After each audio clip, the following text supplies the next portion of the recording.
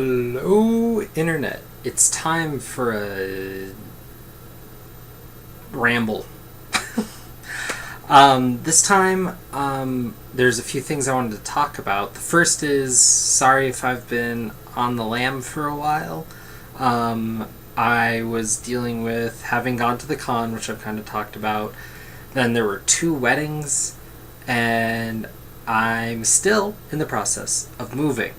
So, in a couple weeks or so, I feel like things will shake back out to normal, but I'm gonna, and then hopefully I'll line up some things. I'm hoping to get something set up with Sleepy Reader. There's a couple things we were talking about. Potentially minutia minute, and we'll see. But that's all potential, and I can't promise anything because that's not on me yet. The biggest thing I want to talk about is I need help. So I was given the smallest room in the house to make the comic room, and so I'm trying to figure it out. As you can see behind me, there's a closet, and I have an idea. It's not long enough for long boxes, but if I move some shelves up and do some stuff, I can work in about 20-odd some short boxes. So I'm planning on doing that, which will actually be a ton of storage. Over here I have my death-inducing filing cabinet, working on that. That's pretty much full with what was. That's usually the stuff that's near and dear to me, and I want to get it more set up on that. Over here, 2 filing cabinets, trades not fully figured out, and I have another short one over here. I want to work out something with trades. I feel like that will cover most of my trade collection, except what I want to do is there's some things I have, like, what springs to mind is, like, I have the Priest Black Panther run or the Nichka New Thunderbolt run, and in that I have, like, 1 or 2 trades, and I just want to keep those trades with the run because why would you want to separate that? Wow, that angle makes me look fat. So work that all out. I don't know, what do you guys think about that? Do you keep all your trades separate, or do you like to keep the runs together? Where are you on that? Over here is space I hope to clean up a bit, but boxes. I'll probably have a couple boxes, kind of like what I'm currently reading for easy storage and organization, whatnot, and probably a need for a couple other things. Yeah, given the space, if you guys have any ideas I'd like to hear. How do you guys do your storage when you have more massive stuff? I've seen some things, but I could use creative ideas, basically, on that. So, yes, the new and improved background of Wednesday Serial is a-comin', and we also have a nice kind of sunroom that I will probably be shooting from here and there. But right now, the girlfriend's watching some procedural cop show, and it's probably better not to have it in the background. Second, I don't normally do this so much, but I wanted to take a minute to talk about The Man of Steel, the movie.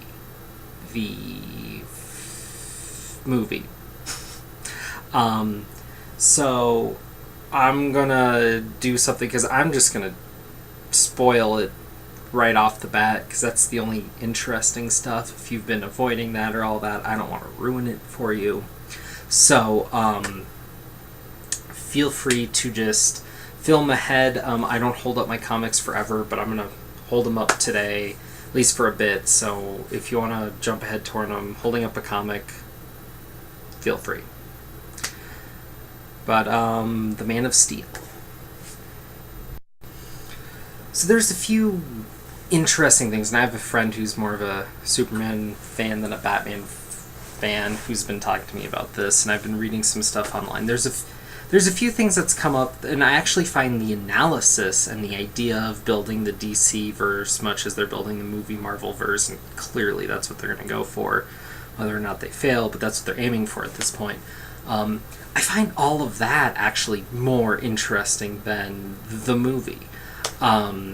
First and foremost, some basic things. The cinematography, the jagged stuff, the very, 300 camera-esque sort of deal, the jaggedy camera. If any of you have heard Raptor Fest's review, He makes some points about that, and yeah, that does kind of suck, doesn't it? I feel like it would have been smarter to try to pull some visuals more from the comics, especially for the flight and the battle and whatnot. But c'est la vie. I do feel more or less the actors were there. I'm not really a good judge of that. I don't really care. So people are complaining about Lois Lane's hair color. Really? Perry Mason being racially swapped, perfectly fine with. I thought that was good, and actually I found Perry Mason to be more interesting there. So, cool.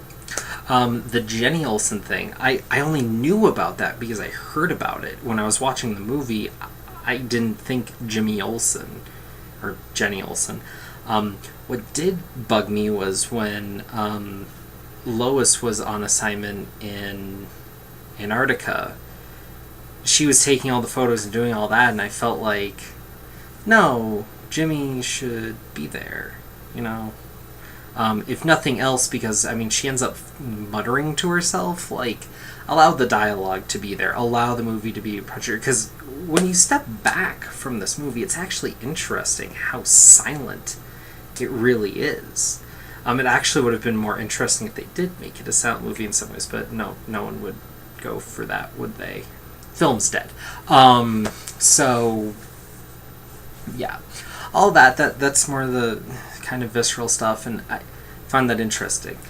What got me was, so the Krypton stuff, so they made Krypton this action-packed planet and all that, and ruin the utopia of it, and make it this thing, and make it more Roman-esque, more 300-esque, get action and guns. Why? Okay, I guess we're doing that now, whatever, play up the whole thing. And for all that, make Superman more of a space opera than a superhero story. Interesting, I guess. I found that odd, and I found it odd that at the end of the day, the Superman movie was a better sci-fi movie than the new Star Trek movie, and had more sci-fi elements.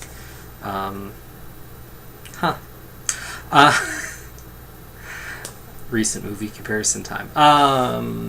Yeah, but Zod was interesting because people have pointed out that they gave the characters some resonance, a la the new Krypton story arc sort of thing from Jeff Johns. And yes, that's true, though I just got the sense throughout the entire movie that he was just angry the entire time. He's just so angry, and he's just kind of one note. It was kind of like, Zod's angry, and people are saying that they like some of the complexities of that character. Remembering what I remember from the old movies, at least the character had some range. At least he took some joy in being a homicidal maniac. And I'm partial to joyful homicidal maniacs, especially my villains.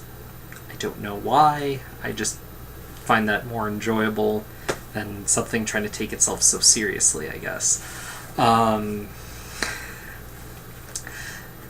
There was Pa Kent. Pa Kent was the character I had the most problems with because they played him off as kind of a jerk. Like, he was so unsure, he wasn't this paragon, but he was this guy who was doing this and trying to raise Clark, but the way he was raised, I didn't feel like Clark should have grown up to be this, like, virtuous what he was. Because this guy was had a touch of redneck in him, I guess is the best way to put it, which makes sense. And also the whole, like, answering the question of are we alone and questioning his religion almost for that. Like, they bring it up, but they don't really address it because they never really address religion, but they're trying to make him seem religious. I thought that was kind of half-assing it. And people have this or that on Martha Kent. Worked with the movie, she acted fine, the character was... I have a feeling that there's a little too much focus on, like, feminism, strong characters right now.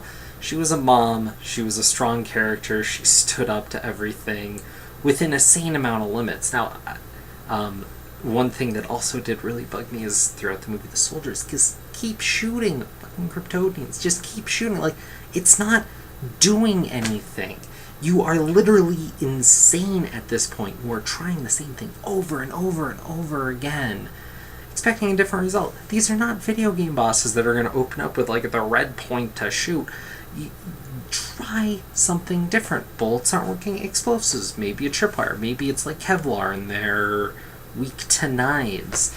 I don't know, just it was annoying to me that they didn't try different things. I mean, these are supposed to be great soldiers and they sucked. And then there's the fact of Superman himself. He doesn't say much. In a lot of ways, he's pretty much just reacting the entire time, and the fact that he doesn't come out until called out, but given the father story, like, I thought that worked. I just thought it was so weird that once he was really Superman, he doesn't really say anything. And one thing that I love about comic book fights and the whole like comic book movie fight is the fact that these people like jibbo-jabbo while fighting. Like, I love that. Like, that's part of the reason I show up for this, is the idea of this like moral play going on with the like elevated conflict, like that happening simultaneously is what makes the superhero genre for me, for like one thing that it can do that nothing else can do effectively, is that. And so to not have that sucks. And then of course there's the oh yeah.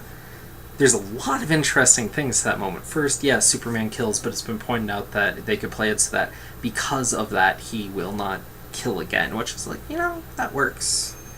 But then you have a bit more of like a Spider-Man thing going on with Superman, where Superman's supposed to be the Paragon, so it kind of goes against the point of Superman never stoops to that level versus never stoops to that again. Creates some gray area with the character that could be like a good way to go about the myth and all that. Like, I hear ya, but... On the other hand, I mean, it doesn't seem true to Superman. On the other hand, I don't care. Superman kind of sucks. Except when you get a really good story, which always plays with the gray area of morality. I mean, except for, like, All-Star Superman, I guess. God. What's really interesting there is people have pointed out that that killing is very similar to the Maxwell Lord killing a la Wonder Woman. Now they're looking at bringing Wonder Woman in. Now they just took away one of the great moments. Of course, that moment doesn't really work unless Superman's already involved. So, but it's interesting because it's been pointed out that the creatives behind this movie take classic strong female moments, then attribute them to male characters, mostly from Watchmen. And now this, in a way. Kind of odd. I mean, it was kind of odd. I mean, yeah, Superman did kill him, but Superman snapped his neck. Like, that felt very Executioner style, which is interesting because when Superman did kill the Kryptonians originally in the comic, it was, at least on the cover, with the Executioner hood and very... So, I don't know. It works for the movie. The corny shout after it made me go against it, because the corny shout of, no, Khan, whatever. We're past that. We're done. We're done. You immediately mock it. Like, you see it in the movie and you're like, real? They did? No, why? Also, okay. One thing that I found odd, that people don't seem to be talking about it this way, is the destruction level. Yeah, some people are like, too much was destroyed. Fuck you. It's a comic book movie. What I don't get is, so the wub wub machine, the dubstep of death from Krypton, wub wubs across the planet. Now, you have wub in Metropolis and wub fucking China, like, I don't know where it was. But it looks like it's just like raping Metropolis, just forcibly inserting itself. Bad. It looks like it takes out, like, how much? It looks like it takes out basically the city. But then, as soon as it's destroyed, and then that was supposed to create a wormhole, but the other part wasn't destroyed, that whole bit just fell through. Plot... I mean, that's not a plot hole. That's a black hole in Earth that's supposedly open that they didn't address. That is a plot sinkhole. Whoop. Because they didn't even have to introduce it. They have a thing, you destroy it, boom, done. But they're trying to give humanity some agency, but then they took it all away, and then it was a plot hole, so what the... don't they have editors? So, yeah, the thing's blowing up Metropolis, but when we pull out and after the thing's destroyed, which just took care of it even though there's supposed to be the other end. And I know he crashes into it, but doesn't really... doesn't... We pull out, it looks like basically 3 city blocks have been destroyed, and then Zod and Cal are fighting, and they're still in the city, and things are still getting destroyed, and it's like, so, I'm confused on the scale of destruction, like, was it supposed to basically be all of Metropolis, was it not? It's doubly confusing because at the end of the movie, cut Daily Planet, everybody's great, and no one's talking about the worst disaster to ever hit the planet. Aliens exist. Oh my god, this is worse than when the Joker or when Bane took over Gotham or whatever, supposedly same universe. Yeah. I don't know, like, so what was the destruction level? It's like, I mean, I guess it's just there for visual effects, but there should be a certain amount of within the movie being like, yeah, the city basically got leveled and we rebuild. I guess. I don't know. So, that was that. Deadpool 11. Alright, this shit is heating up. He's chasing this body swatching guy and it gets all pervy and then gets in a fight with Daredevil. There's this great bit where Deadpool cracks a lawyer joke. Daredevil's like, I'm not Matt Murdock. I don't know who that is. Not Matt Murdock. Oh, brilliant. Oh my gosh. If you're not reading this, you're missing like the most just fun ride that Marvel's putting out. This is probably the only good thing that came out of Marvel now, basically. Go Marvel! Alright, the old Hob issue of Turtles, and oh man, the first few pages are just heartbreaking. Actually, I haven't been that moved by a comic in a long time, but as it winds around, it becomes this thing that's like nature versus nurture subtext over this whole thing going on. This really actually elevates the whole idea of the mutation, what the turtles are, by kind of an antithesis ideal. This is what it's all about. Why you people aren't reading this? I don't know. It's awesome. The ventriloquist thing picks up and gets super creepy in Batgirl. Oh my gosh. But the Gordon stuff plays in too, and it just trails along, and it's going, and this is so freaking creepy. This is your Halloween comic, apparently all year round. Just the creepy stuff that Batman just couldn't deal with. Red Hood and the Outlawz, despite bringing in Hugo Strange, is getting all mystical and crap, and I'm not feeling it. If this doesn't pick up an issue or two, I might drop this because the new talent on the book is not... It's not the punchy fun that I was getting for a while. I was hoping this would go more sci-fi than anything else. Alright, Dream Thief. 205. Jai Nitzma. Oh my gosh. Okay, so Jai Nitz has been an up-and-coming writer for a while, and he tends to put in a certain love, a certain amount of characterization that you just don't find much of anywhere else, and it is not lost here. This is a great, fun, new idea, playing with the whole Dream Thief idea, but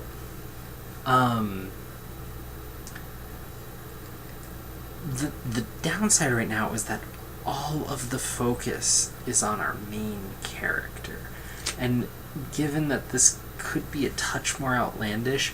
I feel that we're missing a great villain.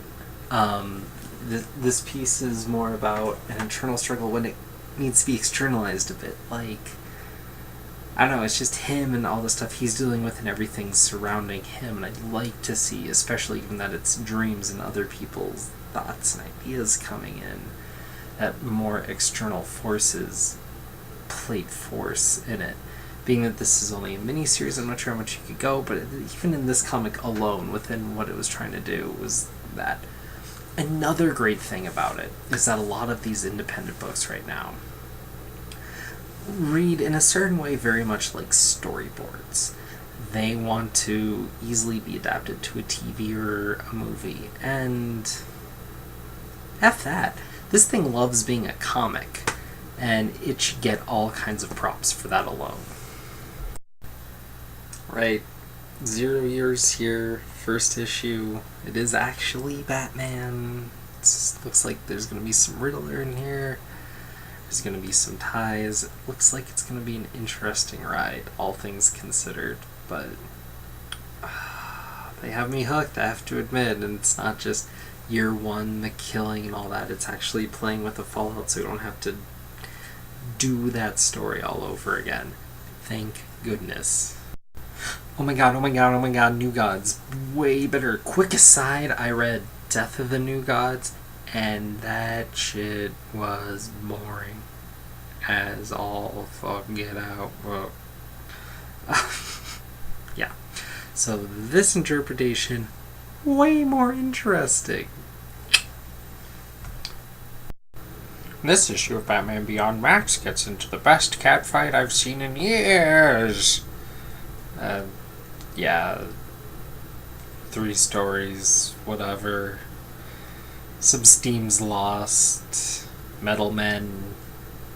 Yeah. Fans of old monster horror kind of comics might want to check this out. It's a Killer Croc special, and it's all crazy looking like this. It is just boom! It is just a throwback in all kinds of great ways. This book keeps continuing to be the art house book of DC. Man, awesome! Awesome! Movement 2 is picking up with this weird band of teen superheroes, and I don't know why. This feels like the most Wildstorm comic to come out of anything since the New 52.